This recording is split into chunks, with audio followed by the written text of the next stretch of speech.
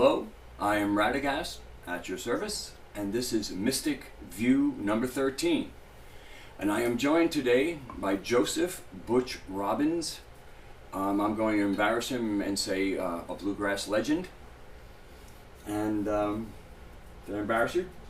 A bit. Okay, good. And this interview or this conversation with Butch Robins is really about music, but we're going to be discussing bluegrass a little bit because it's relevant to why he is who he is, as far as an unknown legend is what I would say. And Butch, part of what we're doing here is both kind of reclaiming our musical souls. Would you say that? That's a good way to say, yeah. And you have had some exposure in, I guess, in the bluegrass world, which for a lot of America is an invisible world. Well, it's gaining ground. I mean, the demographics from the U.S. Census Bureau and everything are starting to show substantial gains. Such between a fourth and a third of the population has now been turned on to the music, and it's included in their musical repertoire out there, the things that they listen to.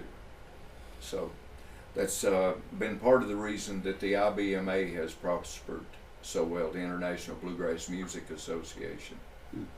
So anyhow. So Bill Monroe was, would you, one of the monsters of bluegrass? As well, far he as started presence? it. Okay. I mean, it evolved around his career. So, as far as, and I'll talk about this, I've got a series of 6 videos at the McConnell Library at Radford University that folks can plug into and watch. And, the whole thing that was the phenomena of bluegrass sort of came about in a haphazard way. Bill Monroe was simply trying to establish a career in country music. He had landed himself in the cast of the Grand Ole Opry in 1939. And he had a series of musicians. He was a unique musician himself. He played and sang in keys that no other country musician of the day did in that period. He played to a bit of a different rhythm. It was more of a blues rhythm. It accentuated itself more on the backbeat than it did the beat of the traditional country music at that point. Mm-hmm. And there was some, from what I understand, there was some resentment around the Opry of him. The name bluegrass came about as a term applied to music as a way of separating him from the remainder of that Grand Ole Opry cast. Mm-hmm. He's here with us, but he's really not like us. He plays that old bluegrass music from up in the state of Kentucky. Mm-hmm. And when Earl Scruggs came in his band in 1945, all of a sudden this music had been sort of wild and playing just fast and frantic, and Monroe had this high voice that, chilled the young folks who were going to become the rock and rollers later on. I mean, when you read the interviews by Elvis Presley and Jerry Lee Lewis and Johnny Cash and all of those guys, they were heavily influenced by that singer on the Grand Ole Opry who didn't sing like a traditional country singer. Mm-hmm. He was loud. I mean, he sang higher than anybody else, and he sang with force and volume and power to his music. Mm-hmm. And I think that's the attracting fashion out there. The backside of Elvis's first record was Blue Moon, Kentucky, which was a rework of one of Bill Monroe's standards. So anyhow, he came along and the music got named, as much as I can understand it, by the actual MCs of the Grand Ole Opry. Mm-hmm. They're the ones that started. Here's Bill Monroe. Actually, they used to introduce him, Bill Monroe and Earl Scruggs with his fancy banjo, playing you some of that good old bluegrass music from up in Kentucky. And it became bluegrass music then. And that sort of distinguished it between the music that Roy Acuff and the Smoky Mountain Boys were playing, or Ernest Tubb, or the fruit jar drinkers, some of the older ones, you know, that was there. So anyhow, it became a genre at that point. In my video series, I have a primal form of it which lasts from about 1945 until about 1958, when all country music was pretty much down the tubes because of rock and roll's impact on the Deep South.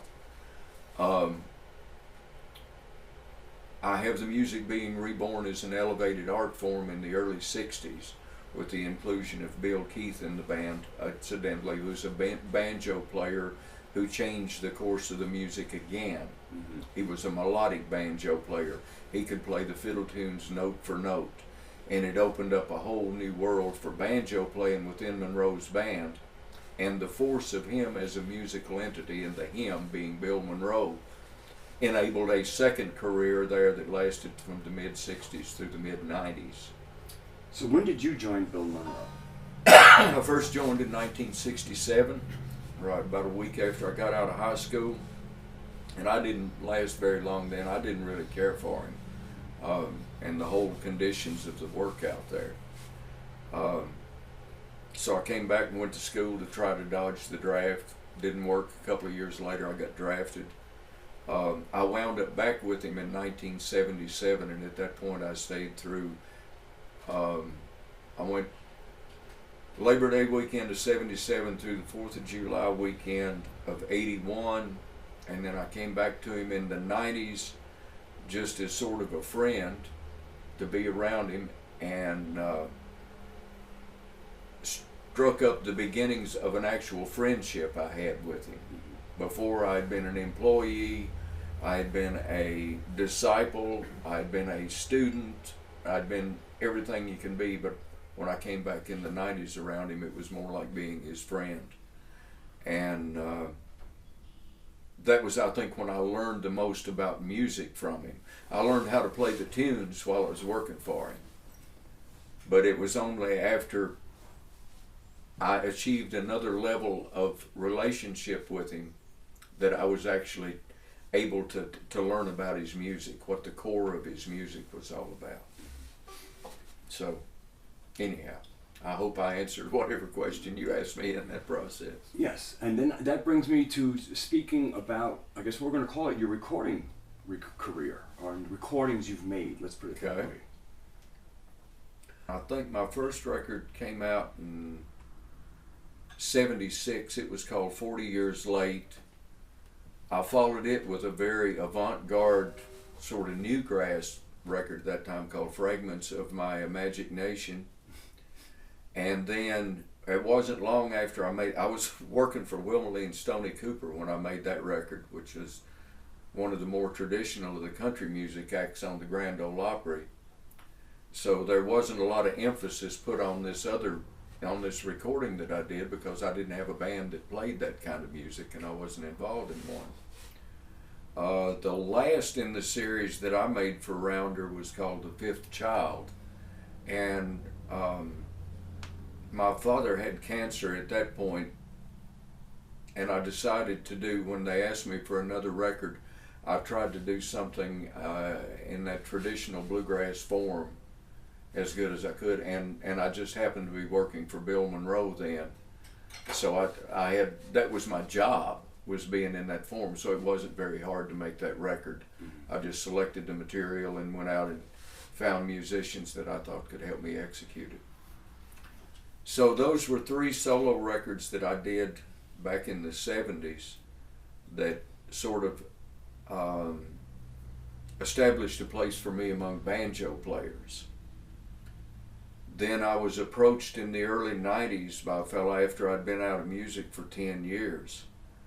And he wanted to do a package of records that could be sold on TV, like the old Boxcar Willie things through infomercials. So I made him a set of those, and I really hadn't been playing the banjo for the better part of 10 years at that point. Oh. So we had a young fellow booked in to do the sessions. I was just going to kind of be the musical director in the whole thing.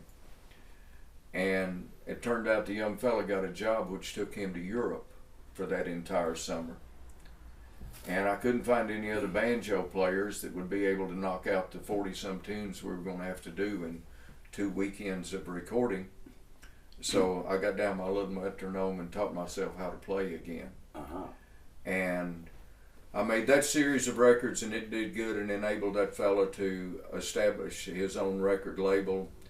Then I made a gospel series of records or recordings to do sort of the same thing. You know, it was 40 in the first package called Once Again from the Top. The second one was called Shine Hallelujah Shine, and I think it had 43 songs in it. And then not long after that, the fella on the record label got to hassling me. Back then, when I'd make my records that were band records, I just simply call them the Bluegrass Band.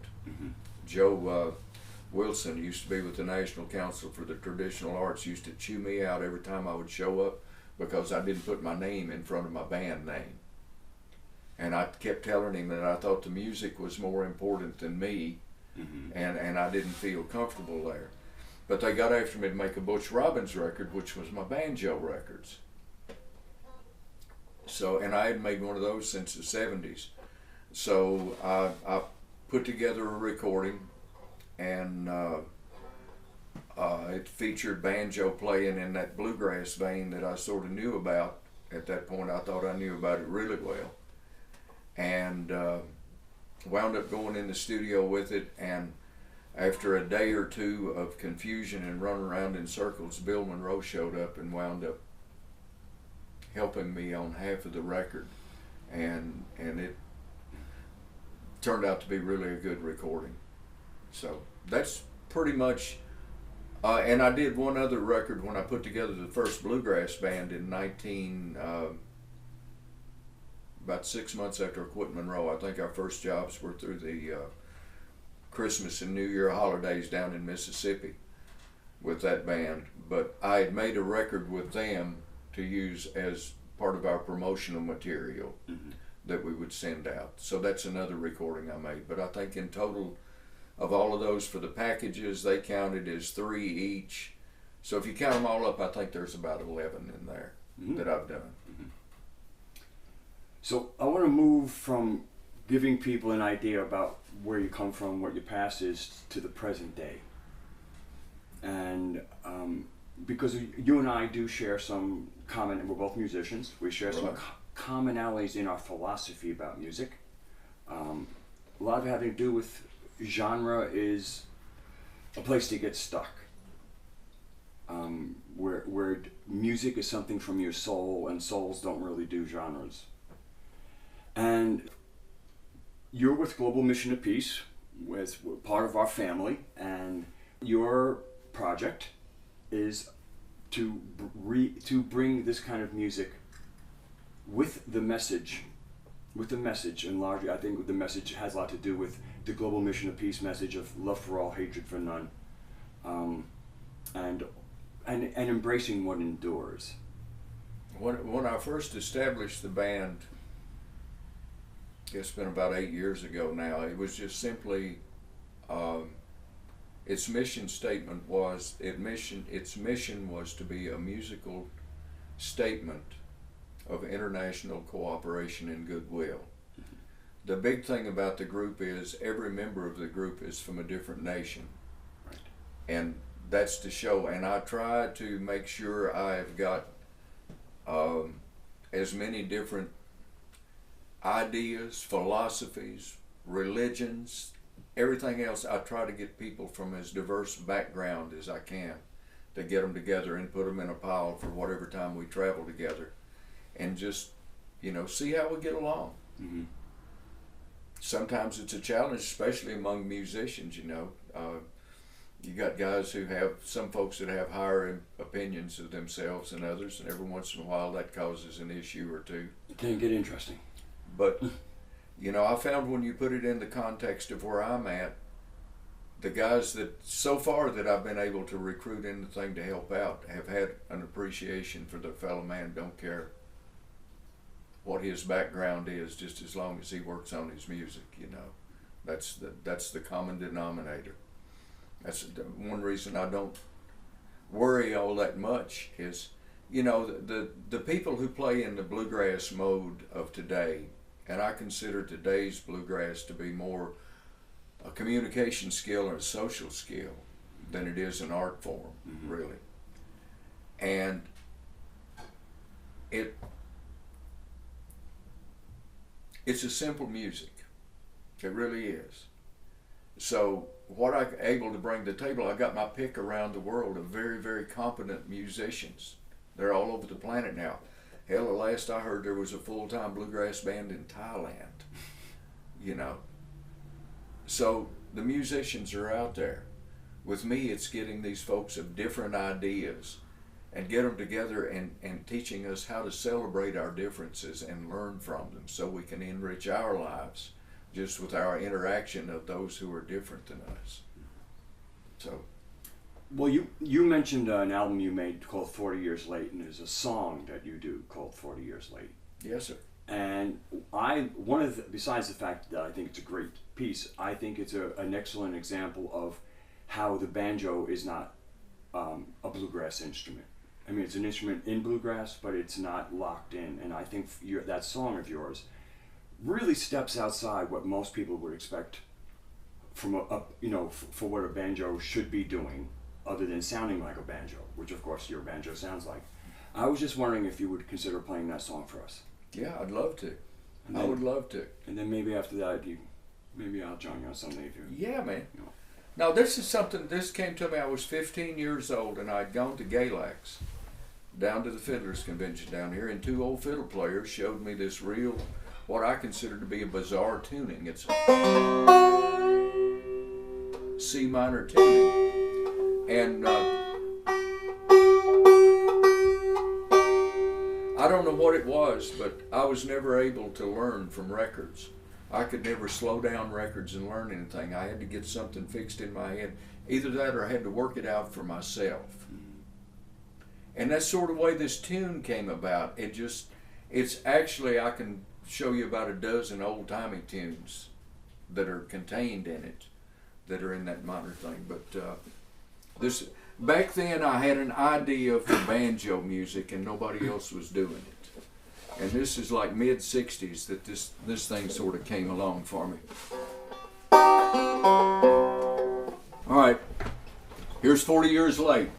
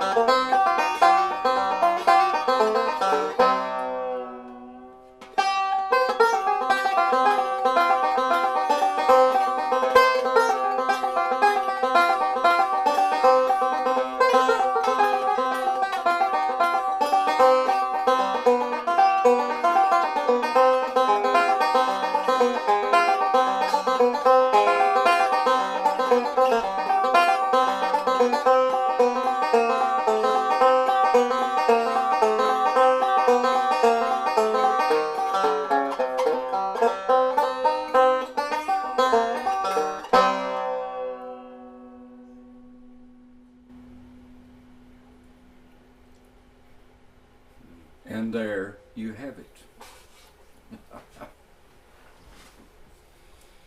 Well, thank you, Joseph. You're quite welcome. And any chance you and I doing a little something together? Sure. What y'all do? Oh, play again, you. Huh? Play again, me. Butch is kind enough to be teaching me some of these songs, and I'm loving every minute of it, except for when I don't remember parts. Well, that's often the way I am. All right, let me do something with this. Let me swap out banjos here. And now, this is was an instrumental that I had written, gosh, 7 or 8 or 6 years ago. And let's see if I can do it bare-fingered. That's how we did it a while ago. And again, I was searching for other kinds of tunes or things on the banjo, and it happens to be in an oddball tuning for these days. This is a full C major tuning, but the ambassador actually inspired me to write the lyrics to this thing. Mm-hmm. When I was hearing, when I was first introduced to this about a year ago, he kept talking about his mission was to wake people up, out there. So I had this tune, and I'd written it just to be a rollicking banjo tune, and I thought that'd be, well, the words to that sort of came out of "Wake up now, sleepyhead, it's a brand new day." And being the singer that I'm not, we will try to do this. Now, for all the folks out there, there's one part that's got to be sung by a real low bass singer, and I don't have that voice. Really don't have that voice, so that'll be kind of rugged, but I'm going to do it anyhow. Are we ready, orchestra? I do believe so. A rock and roll hoochie coo. All right, here's Wake Up. 2, 3, 4.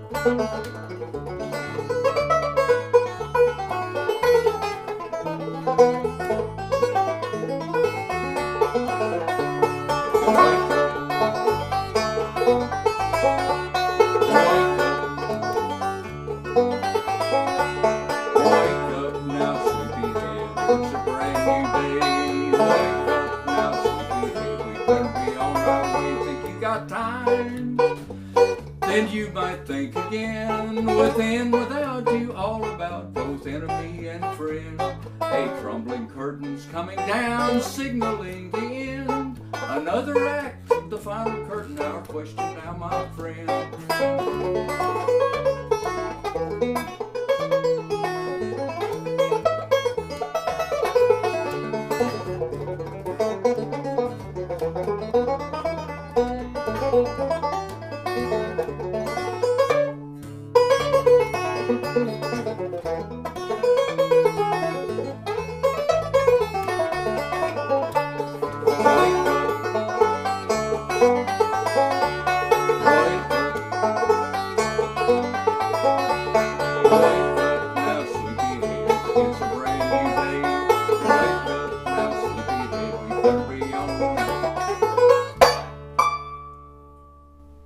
Or something. Thank you, Butch.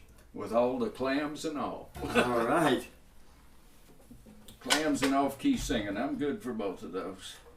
Well, but that's the way it is sometimes. That's the way it is when sometimes. we accept our humanness in this world, and we quit trying to be perfect, and we quit trying harder, and all those other foolish things that are ways that we drive ourselves insane. Well, speaking about driving ourselves insane, we are going to, I know you have your Bluegrass project, but I know that also you and I have made some kind of plans to make some music together also. Yes, sir. And so, again, we're going to do that soul revival. Yeah, and if folks out there listening haven't heard, we have another member of Global Mission, Wayne Heckler, who That's is right. A keyboard player who's joined in and does a great job, and he can really sing. Yeah, he can. He can really sing. He plays very well. If we ever spend enough time together, Wayne, we could even cobble together some 3-part harmonies. Yes, sir. I think we could do that. As long as you keep me real low in the mix, we'll be all right. So, you plan to do a re-release of that package that you had done. You spoke, I guess, with 42 songs on it. Is that what you said? Yeah, well, actually, we haven't figured out what we're going to do with them yet. I think repackage on the early ones because they're really good, but the one with Monroe in it, that recording was never exploited. So, I don't know, it's some of the best work of the last 20 years of his life. So, in some of the compilation packages that are coming out there by Bear Family Records and everything, maybe someday they'll start picking up on some of the stuff he did outside the band. There were 2 or 3 records he had made there, and maybe that'll be part of that package someday. Who knows? Mm-hmm. Well, I'd like to think that we at Global Mission of Peace will be able to create a little bit of a disturbance and a hubbub and reintroduce people to the work that you did before that is still as relevant today, because the musicianship does not change with the times. I mean, good musicians, good music. I've always been conscious of that in my writing and everything else. I never wanted to be dated. Mm-hmm.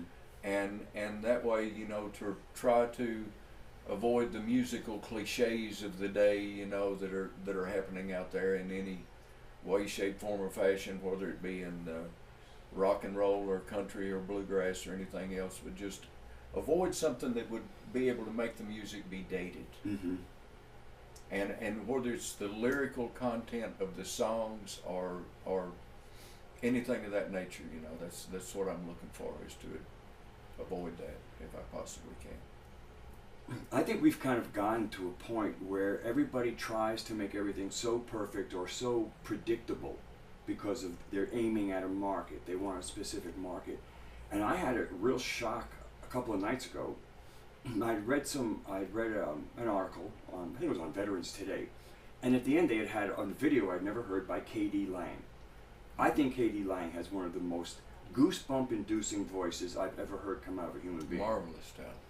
So I figured, I haven't heard K.D. Lang. I'm ready for some K.D. Lang. I start the song, and it's I guess some producer got a hold of her. I couldn't recognize Katie Lang's voice, who is one of the more distinctive voices. She sounded like any of the other women singers I hear on the radio, including the kind of vocal tricks they're doing today. And I did not finish listening to a Katie Lang song because it didn't sound like Katie Lang. She had gotten Taco Belled. Yeah. She had gotten put into a tube and put into a taco shell and said, "Here's, you recognize the name, fine, but I don't recognize the artist." That happened with Leon Russell after his induction into the Hall of Fame. Mm-hmm. Somebody contracted him to make a recording, so he says, "Sure, that'd be something great to do."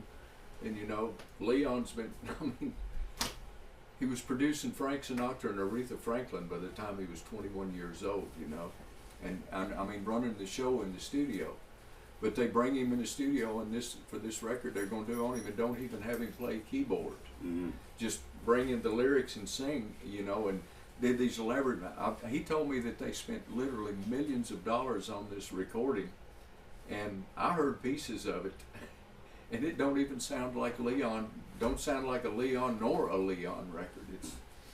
It's just really weird, When I was a young fella, following up on that thing I said with Carlton Haney a while ago, Carlton's on video. I've seen it on YouTube when he was honored by some bunch of country musicians down there, and he talked about the time he introduced me to Bill Monroe and got my first audition. And he tells the story. He says I was 18. I was actually 15 when he introduced me to it. It was at the grand opening of the Melrose Shopping Center in Roanoke, Virginia. And the rest of his story goes, I remember bits and pieces of it the way he did, but my memory description is somewhat different.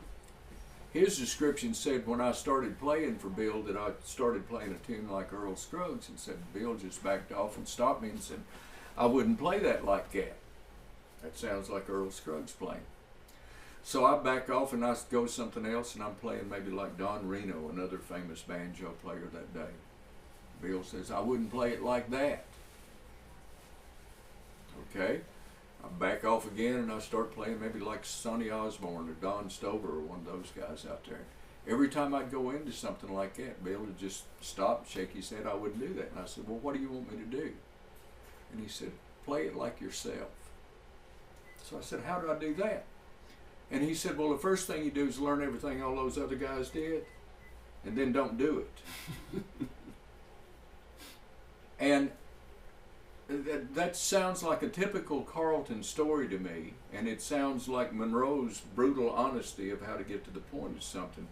But I finally learned about that when I started teaching things. In my musical evolution, the greatest impact it was had on me outside of the musical realm is I picked up a book by a fellow named Hazrat Inayat Khan one time, and the opening of that book's, "What is music?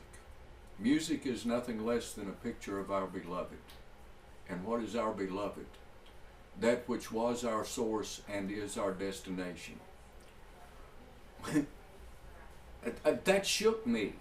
I had never, music had always been a thing of numbers to me. So by the time I got finished with that guy's little book, and it was just a short book, it only contained 3 or 4 of his lectures. He passed on in 1924, and his words came through time and just struck me like nothing ever had. And I started understanding I never could sound like anybody else, even if I tried. So I guess I was sort of lucky that way. Because I got when I started teaching later on and started recognizing the problem of being a teacher, the biggest problem you have out there is evaluating your student. Because you don't want to throw information on the table that insults that student's intelligence. At the same time, you don't want to throw so much stuff out there you bury them before you get started, or having them start looking at things that are beyond what they're capable of understanding at that point. So I started dealing with youngsters who'd come up to me and they'd want to learn to play a banjo, and I'd ask them what they were into, and they'd say traditional music, which would mean probably Earl Scruggs at the basis of it. Or they're into the newer type of bluegrass banjo, or what people call bluegrass music now, and generally there's going to be Bela Fleck or Norm McKelney out there that they're looking at. So if they were an old-timey nut, I'd have them listen to Bela and Norm McKelney for 6 months. Or if they were into Norm and Bela, I'd have them listen to Earl for the first part of it. And then after that, I'd say, you can't listen to nobody anymore and have me teach you. Mm. You know, I've worked my entire life for a variety of reasons of trying to cultivate a relationship with a higher power that I could hold on to, knowing that higher power is in me, I'm in it, it's in me. And that whole relationship there, I did that my whole life. If I've got any talent, it's as a result of the blessing of that higher power. Yeah. As direct a connections I got. Why would I want another human being standing in between me and that connection? That's beautiful. And that's what I tried to impress on the students. You know, I used to go ask them, who's your favorite banjo player? Earl. Who's your favorite banjo player? JD. Who's your favorite banjo player? Bela. Who's your favorite banjo player? Somebody else over there. And I'll say, okay, now that you're tired of bullshitting yourself, who's that one person? I mean, I'm looking at you and all of you are holding quite an investment in your lap out there. Who's that one person, if you were never able to hear them again, it would come closer to breaking your heart than any other? Tomorrow, take a look at him while you're brushing your teeth. Mm-hmm. Yes. You know, if you stood up to that mirror and saw Earl Scruggs' head sitting on your shoulder, it'd probably shock the hell out of you. But that's what it would take for you to sound like Earl. Mm-hmm. Right. Very good. You know, so that I believe that we ought to express ourselves. The challenge is what is ourself? Mm-hmm. Who is ourself? That's the big part of it. It's interesting here with your mystic view. I don't know what gets into mysticism and philosophy and vice versa. They've got kind of intermingling boundaries to me sometimes. But well, you touched upon what I believe mysticism is. Mysticism, I believe, is a personal relationship with this higher power, and working to understand the relationship of myself to it, myself to it, to the world, myself to the world, and just how it's all connected. Because my perception is any place where it seems like there isn't a continuity is a place where I have to fill in that continuity because it belongs there. There's something missing either in my view or whatever. There's a part of us that apprehends the universe at a more subtle level, and it doesn't quite require the same amount of detail. But it's not any richer in a certain data stream, but it's not a detailed data. It's kind of it's an alternative data stream. that to me is where when I woke up one day and realized I had faith. Mm-hmm. That's waking up and knowing that everything's exactly like it ought to be. Mm-hmm. Because of that higher power out there. You know, there are times of uncertainty. We're certainly seeing times of uncertainty in global mission. We're still, in reality, we're sort of in one of them right now. Mm-hmm. But everything's exactly like it ought to be. Now, it may not be sitting right with me inside right now, Mm-hmm. but my faith is what getting to that place you're talking about, and it's not really a surrender. No. It's just the fact that I don't need all the blocks filled in anymore. Mm-hmm. Because it's all been taken care of. I've talked to Wayne before, I think, about illusions.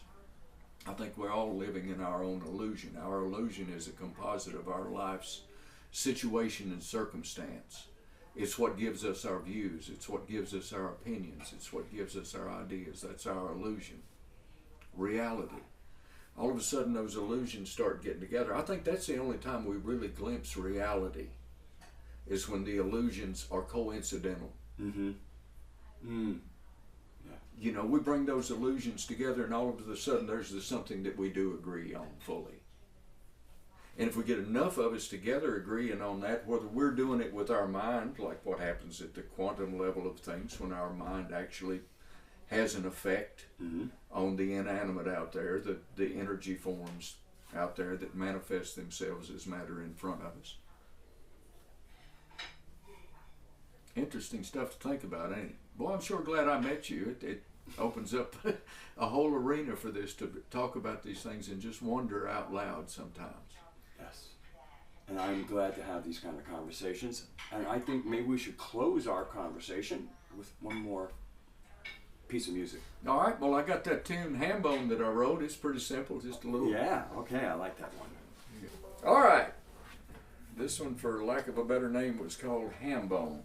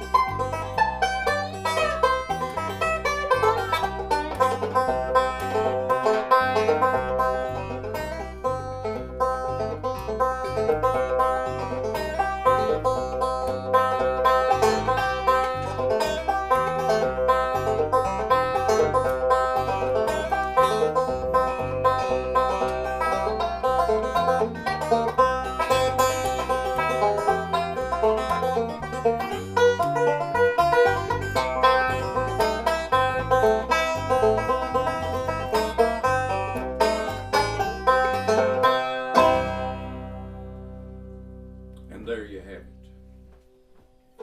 And here's another tune we're going to do. And this one will be called Rural Retreat. Thank you, Joseph. He did have his Michael Jackson hat, but the batteries didn't cooperate. Technology has failed me again. So we just can't do all that glitz. What would Bluegrass be without its glitz?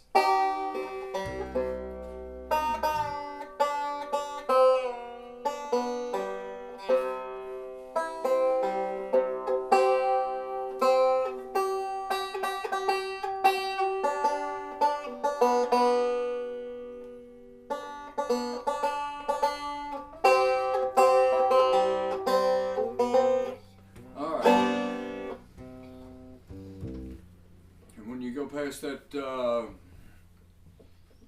rural retreat exit just on the other side of Westfield, this tune was written on that entrance ramp, southbound on the other side of that. I was broke down in a snowstorm down there one time.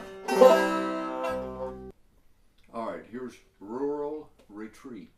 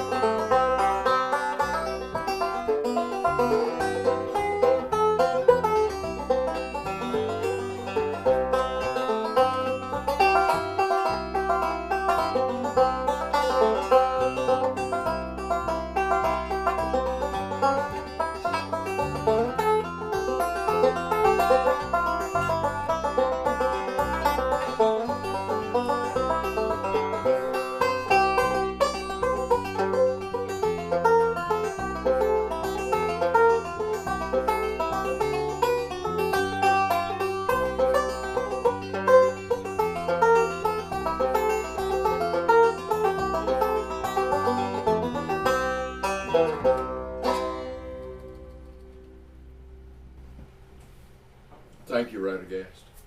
Thank you, Joseph. Joseph Butch Robins on Mystic View. We'll be joining you in a minute outside. This is the end of Mystic View number 13 with Joseph Butch Robins. And I just wanted to, we're in Virginia now, at least I'm in Virginia. This is not Floyd, Virginia, where I'm living currently, but it's still the state of Virginia, and much of it looks like that. And this is a beautiful day for a cloudy day, but the rolling hills framed by the Blue Ridge Mountains over there is just eye candy. And I thought I'd like to share that as part of Mystic View 13. So I thank you all for joining us once more. I am Radagast. God bless you.